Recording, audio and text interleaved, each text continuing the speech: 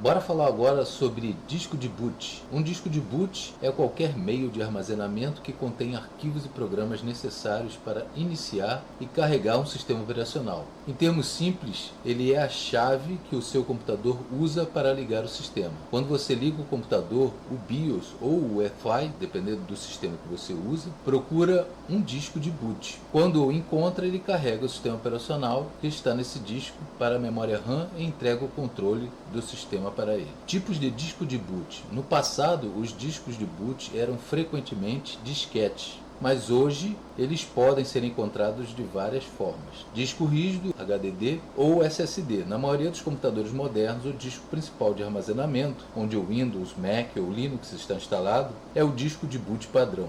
CDs, DVDs e Blu-rays foram muito usados para instalar sistemas operacionais ou para ambientes de recuperação e diagnóstico. Os Live CDs, por exemplo, permitem que você inicie um sistema operacional, como uma distribuição Linux, diretamente do CD, sem instalá-lo no disco rígido. Inclusive, você pode usar os Live CDs até para iniciar uma máquina com problema, tá? E a partir desse Live CD, corrigir o problema. Pendrives, USB, flash drives, atualmente são a forma mais comum e prática de criar um disco de boot. São mais portáteis, rápidos e fáceis de usar para instalação, reparo ou para rodar um sistema live. Hoje em dia você pode criar, por exemplo, um disco de boot com vários sistemas operacionais para você instalar. Por exemplo, você pode usar uma ferramenta muito legal chamada Ventoy. Partições de recuperação. Muitos computadores vêm com uma pequena partição de boot embutida no disco rígido que pode ser usada para restaurar o sistema em caso de falha.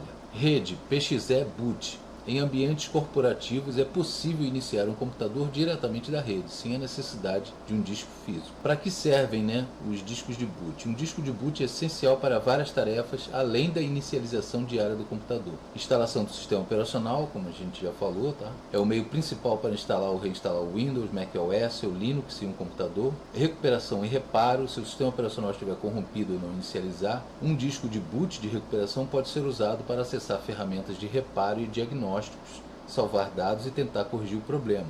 Ambientes live permitem que você experimente um sistema operacional como o Ubuntu sem necessidade de instalá-lo, o que é útil para testar a compatibilidade de hardware ou para usar o sistema em um computador público de forma segura. Em resumo, o disco de boot é a ponte entre o hardware do seu computador e o software do seu sistema operacional.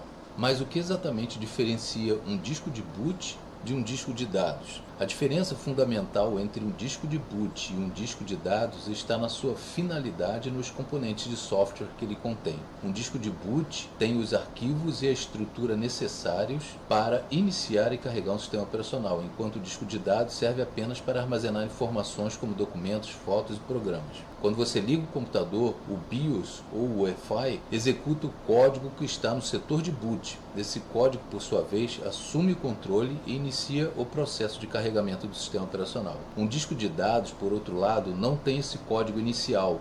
Ele é formatado apenas com um sistema de arquivos, como NTFS, FAT32 ou ext4 ou outros, e está pronto para receber arquivos. Se você tentar iniciar o computador a partir de um disco de dados, o BIOS ou o Wi-Fi não encontrará o código do carregador de boot e exibirá uma mensagem de erros. Você pode ter o disco de boot num HDD, num SSD, num NVMe SSD, num disco de CD, Blu-ray, DVD, numa pendrive ou numa partição que fica escondida lá no seu disco e que é acessada quando você tem algum problema com o seu sistema operacional. Aqui está a diferença entre um disco de boot e um disco de dados.